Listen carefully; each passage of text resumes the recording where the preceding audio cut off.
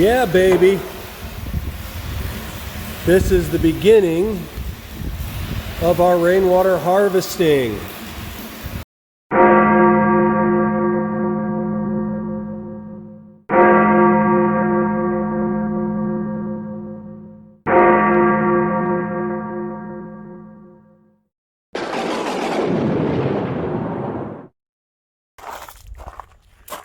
So we had a viewer ask us about our rainwater system. So our building on the sidewalls here, let's get up there, is 18 feet tall. So it's a tall building. That's why I'm able to do 2 stories in there. So I'm going to utilize storage above the equipment room and the laundry room. And I've got my motion sensor light that comes on during sundown. What does Goose see? I don't see anything over there. All right, anyway. So we've got the huge gutters on the side of this building.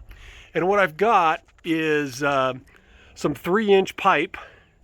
And that's our first flush system on this side, coming down to this 2-inch release valve. But I bought these leaf catchment things for the pipe off of Amazon.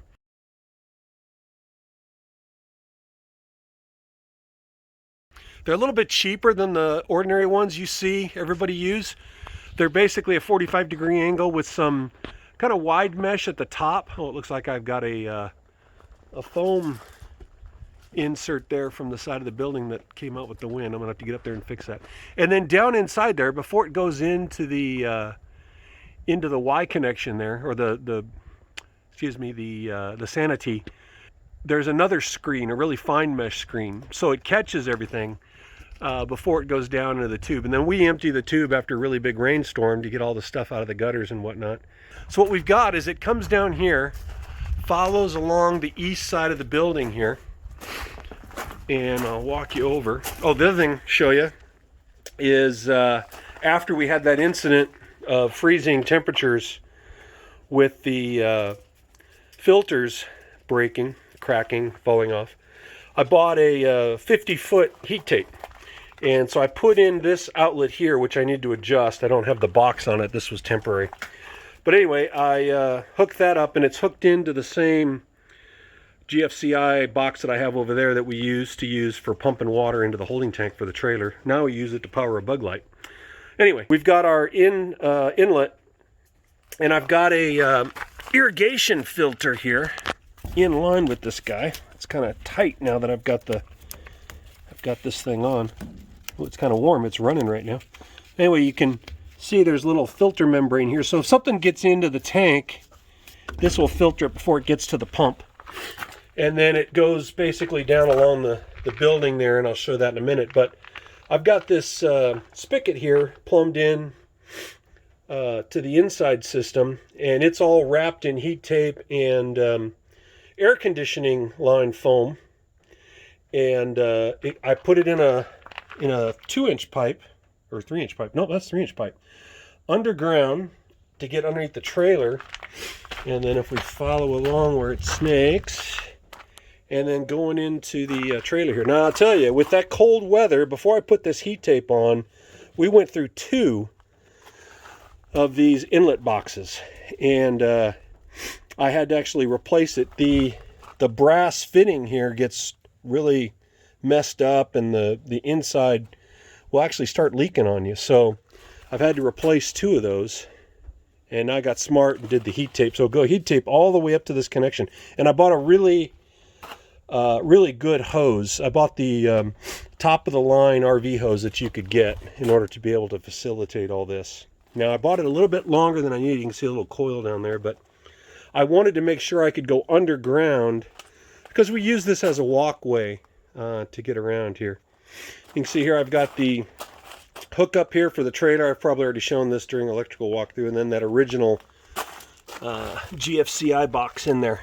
All right, so on this side where the water comes in, we've got the same leaf catcher box at the top, and 18-foot high buildings with huge gutters. Comes down. Now we couldn't do as much catchment on this side because of the way the water comes in here, and then we go down and then elbow into the top of the tank. So I really only got maybe a couple of gallons, if that. that come down. Now, I brought this one down a little bit lower, and then it goes into the bucket. But to be honest with you, it hasn't been a problem. And then going into the top of the tank there is how we fill it. Now, we've had a few rains. We had some decent rains last couple of weeks. We actually captured about 400 gallons. So I've got these two guys. Let's see. So I've got them plumbed in here at the bottom. And I'm actually going to replace this plastic tee with a brass one like I've got over here. I had a problem with this one that was leaking, and I took this all apart. That's why you can see some couplers all along here, because I've had to fix this a couple of times. But ever since I put the brass one in there, it hasn't been a problem. And the guy at the hardware store told me, because of these nipples that you have to put in to make the connections, the plastic is thinner on the PVC, and they'll tend to crack when these get super full because of the pressure. So we've got this one on reserve right now, but that's why it's closed. But yeah, the valve that was over here cracked. Now I'm having a similar issue with this one here too, but because our water level isn't quite all the way full in this guy, he's not dripping right now. But when he gets up to 2,000 gallons, he has a problem too. And the way I measure how much we have is I take a hose and I turn on the water in the spigot there that it's connected to. Then all I do, so I use it like a water level.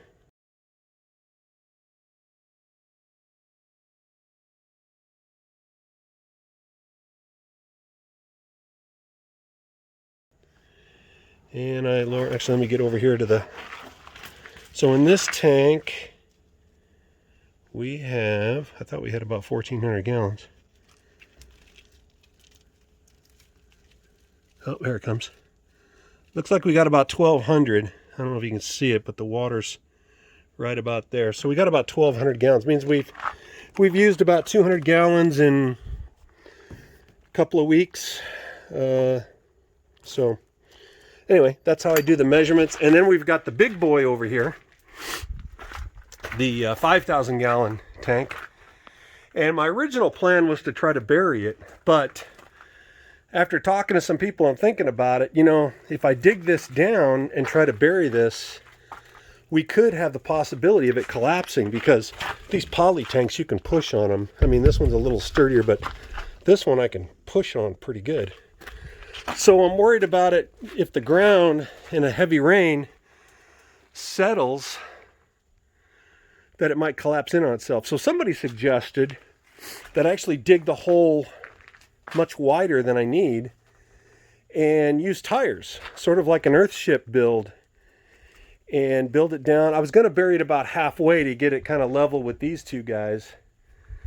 And so I might try that. I don't know. I'm going to think about it a little bit. If you have any comments on what to do about that, I'd be curious. Because my original plan, or my other plan, was to actually build a lean-to off of the side of the building here and cover these tanks, so I get another 800 square foot of rain catchment, and then do it on the other side for a carport.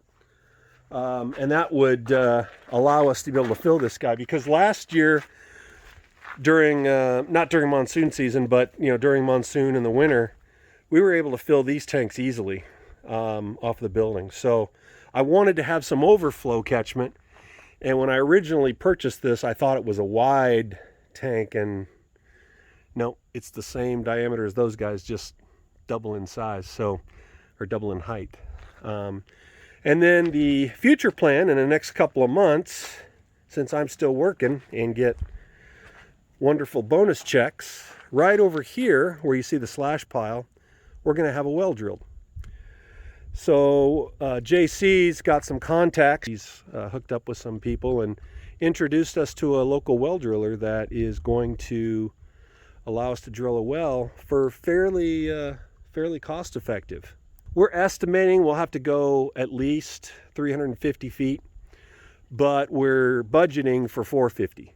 Now, the guy to the south of us, that way, sorry, let's see, that way is south, His well's about 360 or so, and then a neighbor to the north, about what, half a mile or so, his well is 400. Now his is newer. The guy behind us, his is pretty old. His was done in the 70s, but and it was originally drilled for livestock feed, but he's had it tested and I guess it's okay.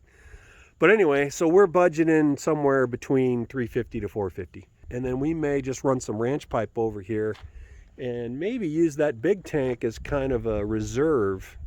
So we don't necessarily live off the well, but we could, because the plan is to bring in some livestock. I really love farm fresh eggs, and I think we're going to start off with chickens. So if you've got any advice on that, how much water you go through for your chickens, that'd be great to know. How much feed I need to budget for, you know, weekly, bi-monthly, monthly, whatever. That'd be great to know as well.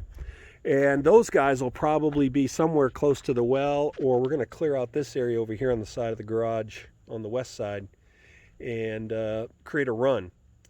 And it'll need to be fully enclosed because we obviously do have coyotes here. Matter of fact, Goose just alerted me to one yesterday that was going right along the driveway there. So anyway, that's the plan for the next couple of months. I want to thank you for watching, and we hope you'll like, subscribe, and share.